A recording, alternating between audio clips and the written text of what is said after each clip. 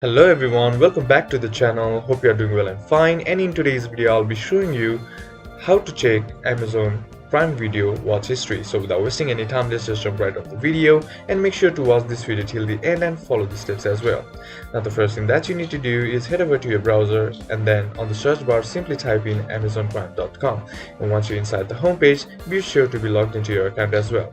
Now once you're logged into your account, what you need to do is tap on the Prime Video option that is located on the top bar, and once you click on it, you will be sent to your Prime Video page. Now what you need to do is head over to the top right corner of the screen, and then right beside your account name you'll be seeing this gear icon. Simply click on it, and once you click on it, a small drop down menu something like this will pop up. Now click on settings. Now once you're inside here, once you click on settings, you'll be sent to your account settings page.